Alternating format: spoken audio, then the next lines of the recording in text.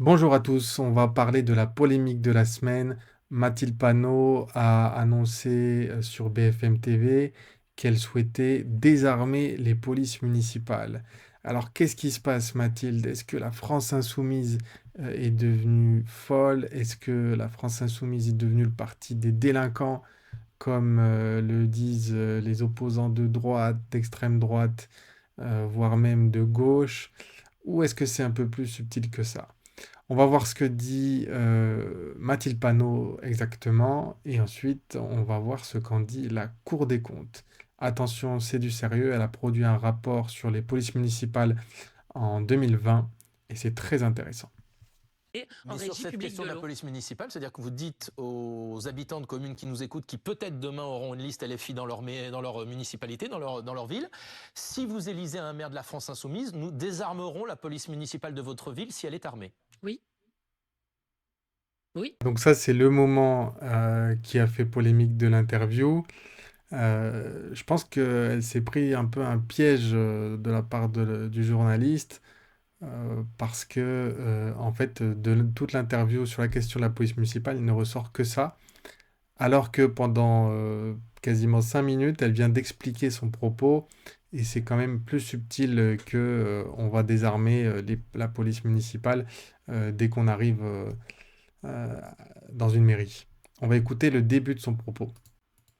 Alors on voit ce qui s'est passé hier, c'est la question de la sécurité, aussi de la sécurité du quotidien. Ce matin, le gouvernement, par la voix du ministre qui est à côté de Bruno Retailleau, qui est du ministre délégué à l'Intérieur, qui s'appelle François-Noël Buffet, dévoile des propositions pour la police municipale. Très concrètement, le gouvernement veut donner plus de pouvoir à cette police municipale. Demain, si ce qu'il souhaite est adopté, les policiers municipaux pourront fouiller les véhicules, ouvrir les coffres, saisir les objets dangereux. Il souhaite aussi que les policiers municipaux puissent, par exemple, dresser des amendes pour ce qui relève effectivement de l'aspect délictuel, par exemple les stupéfiants. Est-ce que c'est une bonne chose? Est-ce que vous voterez ces mesures? Donc là, il explique le contexte du pourquoi on parle de police municipale actuellement, c'est que le gouvernement veut donner plutôt du pouvoir euh, aux policiers municipaux qu'ils n'ont pas actuellement, et leur donner des pouvoirs qui relèvent plutôt de la police judiciaire, donc des pouvoirs d'enquête, des pouvoirs d'interpellation qui n'ont pas en compétence actuellement. Et c'est pour ça qu'on parle de police municipale. Certainement pas. Et je vais vous dire, ça va même être Pourquoi? l'objet dans nos campagnes municipales de dire que nous ne voulons pas de police du maire, mais que nous voulons une police républicaine qui est un service public pour les citoyens et les citoyennes. Pourquoi vous votez pas ça? Parce que ce sont des ruptures d'égalité. Et nous voulons que la police municipale soit réintégrée dans la police nationale avec une police de proximité. Donc là, elle a lancé un argument fort qui explique aussi sa prise de position, c'est de dire que si la police dépend du maire, dépend de la commune, eh ben forcément, selon les communes, la police va être plus ou moins efficace, plus ou moins bien dotée en moyens financiers, plus ou moins dotée en effectifs, et donc on passe sur une police à géométrie variable en fonction de la commune où on habite. Et surtout qu'on sait que les phénomènes de délinquance, certains phénomènes de délinquance touchent plus les quartiers les plus pauvres, et donc ils ont besoin de plus de moyens, mais sauf que les villes dans lesquelles ils sont établis, par nature, ils ont peu de moyens. Donc ça accentue encore plus les inégalités vis-à-vis du service public de la police. Donc ça, c'est un argument fort qu'elle vient d'évoquer, qui est pas retranscrit dans le débat public qu'on entend autour de la polémique. Et donc, nous ne sommes pas d'accord avec le fait qu'ici et là, il y ait des polices municipales qui en sont en plus fortement armées et qui coûtent extrêmement cher aux collectivités au détriment de d'autres politiques, notamment de politiques sociales. C'est-à-dire que vous souhaitez, vous, que les polices municipales soient, à rebours de ce qui se passe en ce moment, elles sont de plus en plus armées, soient désarmées? Je pense qu'une police municipale de proximité n'a pas besoin d'être armée, effectivement. Alors, c'est là où on voit tout le piège du débat sur ce plateau télé, parce qu'en fait, il n'y a pas de cadrage. Il faudra un cadrage un peu préalable sur ce qu'est la police municipale de base et ce qu'est la police judiciaire. Et en fait, quand les gens lambda entendent de police, ils se disent, ah bah c'est la police qui doit lutter contre le crime. Sauf que la police municipale, c'est pas du tout ça à la base. La police municipale, c'est une police sous l'autorité du maire, donc comme son nom l'indique, et c'est une police qui a vocation à prévenir les troubles à l'ordre public, c'est-à-dire à faire de la prévention par sa présence dans les rues, par sa présence sur les marchés et à faire respecter les arrêtés du maire. Mais c'est pas du tout de mener des enquêtes ni d'arrêter les délinquants. Elle peut le faire, elle a la possibilité de le faire, mais c'est pas sa compétence de base. Et là, il y a un quiproquo sur le plateau, mais c'est aussi le piège du plateau. Parce qu'on a l'impression qu'on parle de police en général, en fait. Il n'y a pas eu de cadrage sur ce qu'est la police municipale ou ce qu'est son rôle par rapport à la police judiciaire que tout le monde a en tête. Sauf que, évidemment, tout ce qu'on a retenu, c'est la phrase de Mathilde Panot sur le désarmement de la police municipale et la polémique a suivi. Donc là, on voit LFI en avant les voyous. Je sais pas qui c'est qui a dit ça.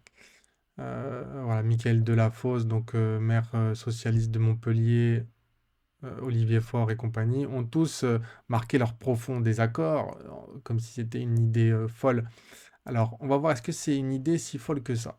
Et on va voir ce qu'en dit la Cour des comptes, parce que la Cour des comptes a publié un rapport en 2020 sur les polices municipales, qui est très intéressant, qui traite plus ou moins du sujet pas forcément du désarmement en soi, parce qu'elle ne rentre pas dans les sujets directement politiques et polémiques. La Cour des comptes, par contre, elle apporte une expertise sur ce qu'est la police municipale, ce qu'est son fonctionnement et son financement. Malheureusement, on n'entend pas trop parler de ce genre de rapport sur les plateaux télé. On n'entend pas trop parler de factuel. C'est bien plus intéressant de polariser le débat entre ceux qui sont pour les armes et ceux qui sont contre les armes, entre ceux qui sont pour la délinquance et la criminalité et ceux qui luttent contre la délinquance et la criminalité. Donc là, premier élément, la base, c'est ce que je vous disais tout à l'heure, la police municipale, de base, elle a surtout des missions de police administrative, c'est-à-dire de prévention des troubles à l'ordre public. Donc elle va exécuter les arrêtés du maire, les arrêtés concernant les marchés, concernant la voie publique. Et quand elle a des missions de police judiciaire, c'est des missions de répression, mais sur certaines infractions bien définies, qui sont des contraventions. Tout ça, le policier municipal, il peut dresser son PV tout seul, il n'a pas besoin d'un officier de police judiciaire, d'un policier national pour ça. Mais pour tout le reste, il ne peut rien faire, c'est-à-dire qu'il ne peut même pas rédiger un PV, il ne peut pas interroger un suspect, il ne peut pas enquêter, il ne peut même pas contrôler l'identité d'un suspect. Il ne fait que de la prévention et des missions de police judiciaire très très très définies. Donc vous imaginez bien que c'est pas le policier municipal qui va aller lutter contre la grande délinquance, qui va aller enquêter, qui va faire tomber les trafics et compagnie. Pourtant, c'est un peu ce qui est répandu dans le débat public aujourd'hui. Mais alors, même si à la base, la police municipale n'a pas le rôle de répression et d'intervention sur les infractions, les délits, évidemment pas les crimes, euh, il y a une tendance décrite dans le rapport à ce que la police municipale soit de plus en plus investie de missions d'intervention et grignote de plus en plus sur les missions de la police judiciaire.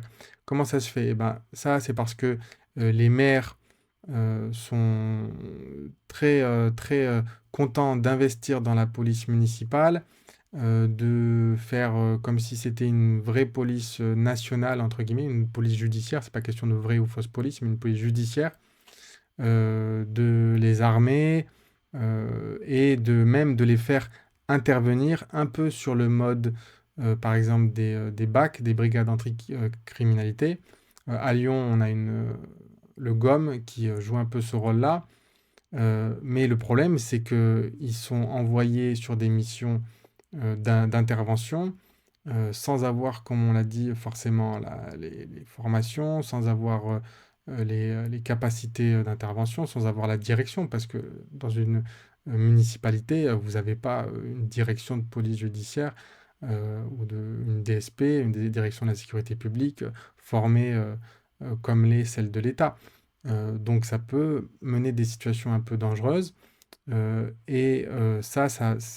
a lieu de plus en plus, dans de plus en plus de villes, parce que en fait, les maires veulent afficher un combat contre l'insécurité et contre la délinquance.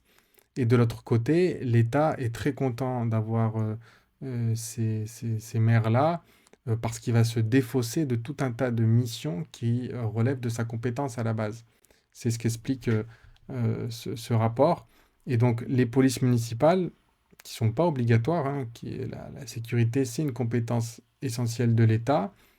Les maires peuvent en développer une police municipale, mais c'est jamais obligatoire.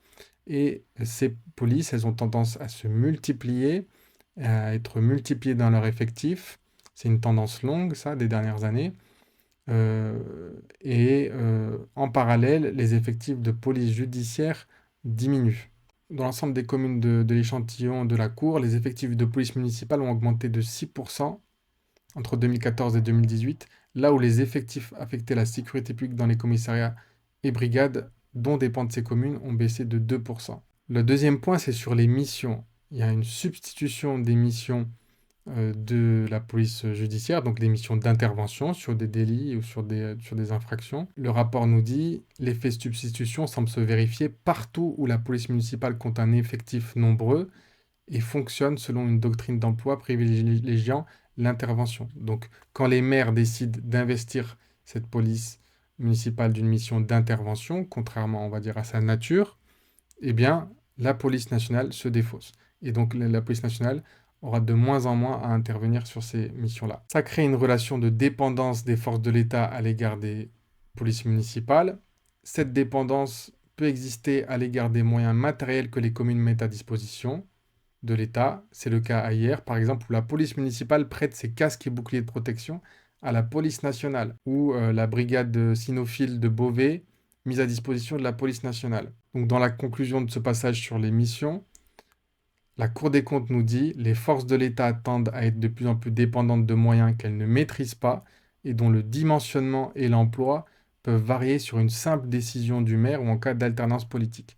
Donc tout le système de sécurité de l'État devient dépendant de municipalités sur lesquelles l'État n'a pas le contrôle. Et c'est ça qui est problématique, et c'est un peu ce que décrivait Mathilde Panot dans son interview dans un premier temps.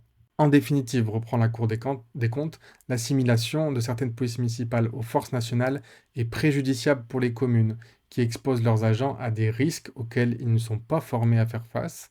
C'est ce que je vous expliquais tout à l'heure avec des brigades qui ressemblent aux brigades de anticriminalité, au BAC, mais alors que ce ne sont pas des policiers nationaux, ce ne sont pas les mêmes moyens, les mêmes formations, les mêmes compétences. Et pour l'État, donc préjudiciable pour l'État, dont la mission régalienne de sécurité repose sur des moyens extérieurs. Ça, c'est la Cour des comptes qui dit ça. Donc, on relève qu'elle est quand même assez d'accord avec Mathilde Panot sur ce point. Le président de l'AMF rejoint donc l'Association des maires de France, qui regroupe l'ensemble ou la quasi-totalité des maires de France, rejoint la Cour dans son constat que le champ de la tranquillité et de la salubrité publique est désormais surtout occupé par la police municipale. Il partage le souhait que les policiers municipaux ne soient pas conduits à réaliser des missions relevant normalement des forces de sécurité intérieure, dont il observe aussi la fragilité et la dépendance aux moyens locaux. Donc on a non seulement la Cour des comptes, mais aussi l'Association des maires de France qui fait le même constat, c'est-à-dire qu'il y a une dépendance de l'État, une dépendance vis-à-vis des moyens et une dépendance aussi vis-à-vis des effectifs humains. Et donc ça pose un problème du point de vue de l'égalité républicaine, l'égalité face au service public, et ça pose un problème pour l'État pour assurer la sécurité sur tout le territoire. Donc on vous ment sur la police municipale quand on vous fait croire que les policiers municipaux vont s'attaquer à la grande délinquance, vont faire tomber les trafics, faire tomber la criminalité organisée. C'est pas du tout leur compétence, c'est pas du tout leur formation, ils n'en ont pas les moyens. Ça, c'est la police judiciaire qui peut enquêter, qui peut surveiller, et qui peut amener les délinquants devant les juges avec des enquêtes solides. La police municipale, elle va avoir un tout autre rôle. Un policier municipal ne peut même pas contrôler une identité. Il ne peut pas interroger un suspect.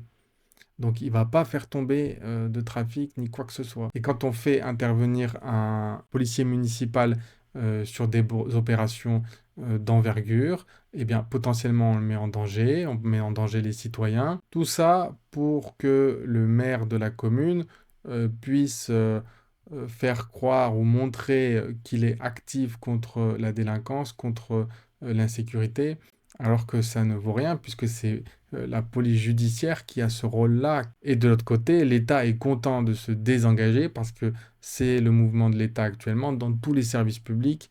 Il se désengage financièrement et il détruit petit à petit tous les services publics, les hôpitaux, la justice, l'école. Et on pourrait croire que la police est épargnée, mais non, c'est pas du tout le cas. Les effectifs sont en baisse, les commissariats sont vétustes, les policiers sont en sous-effectif par rapport aux missions demandées. Et donc, ils sont bien contents, les gouvernants, de se reposer sur la police municipale. Et c'est ça le problème.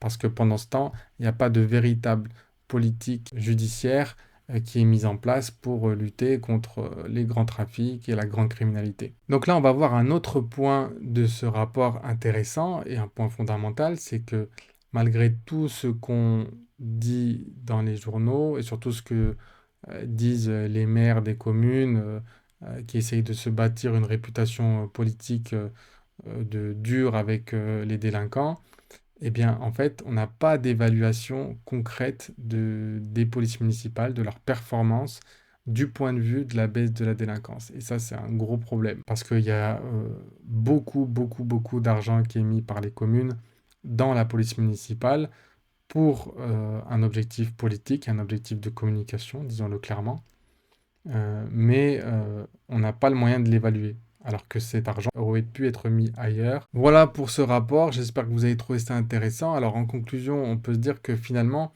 c'est assez proche de ce que dit Mathilde Panot, notamment dans la première partie de l'interview, quand elle dit qu'effectivement, il y a un désengagement de l'État, qui va de pair avec l'augmentation des polices municipales. Ça, on a vu que c'était vrai et constaté par la Cour des comptes, que ça pose des problèmes parce que c'est pas la mission de la police municipale d'intervenir et de substituer à la police judiciaire, que ça pouvait même mettre en danger les agents, sans parler des citoyens aussi qui se retrouvent en face des agents. Donc sur ce point, la Cour des comptes quand même donne raison à Mathilde Panot. Alors, sur la question de l'armement, il n'y a pas de préconisation particulière dans le rapport, parce que la Cour des comptes ne rentre pas directement dans la polémique ou les questions qui sont trop politiques. Je ne crois pas qu'il faille avoir une vision dogmatique, mais en tout cas, la proposition de Mathilde Panot, elle n'est pas absurde, et c'est pas favoriser la délinquance que de désarmer la police municipale, parce qu'on sait que c'est pas la police municipale de toute façon qui va lutter contre la grande délinquance. Maintenant, ce qu'il faut dire, c'est qu'on ne peut pas désarmer dans l'immédiat l'ensemble des polices municipales. Ça ne peut pas se faire en un jour. Pourquoi? Parce qu'aujourd'hui, il y a des polices municipales, comme je l'ai expliqué, qui ont énormément investi le champ de la répression et on a des brigades d'intervention qui interviennent quasiment ou qui ont un rôle assez proche de celui des brigades anticriminalité, donc qui agissent quasiment comme la police nationale et judiciaire. À Lyon, on a un bon exemple de ça. Donc, eux, ces agents-là, qui sont en intervention et souvent en intervention de nuit, on ne peut pas les désarmer du jour au lendemain. Si on veut les désarmer, il faut changer leur mission et les rediriger vers des missions qui relèvent plus de la police municipale de base. Voilà, c'est terminé pour cette vidéo. J'espère qu'elle vous a plu et qu'elle vous a permis de mieux comprendre les enjeux de cette polémique. Je vous mets le lien du rapport de la Cour des comptes en description. Et je vous prépare une vidéo sur la deuxième partie de la polémique, la vidéosurveillance. N'hésitez pas à partager et à vous abonner à la chaîne. À très bientôt.